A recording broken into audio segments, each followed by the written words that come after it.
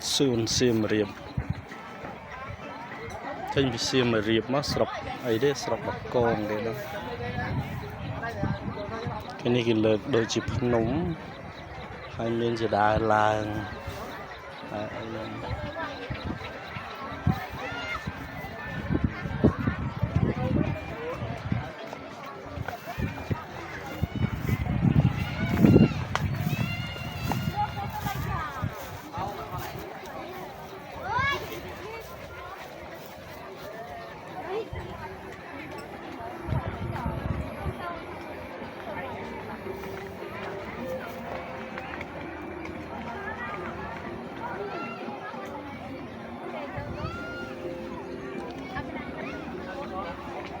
ดำสมัยนั่นเอง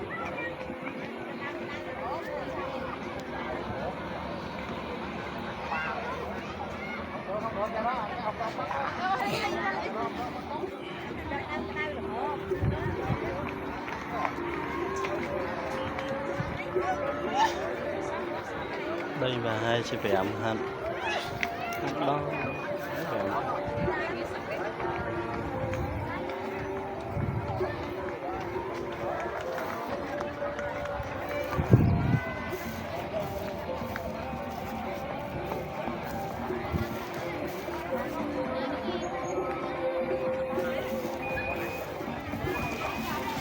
Xuân ở đây cái lạnh coi nhầm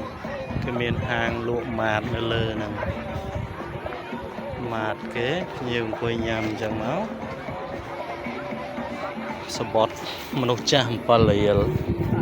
ក្នុងរដូវចូលឆ្នាំ2025ខែ4ក្មេងៗ3រៀលលេងរហូតមកស្រីដល់អស់ចិត្តយើងបាន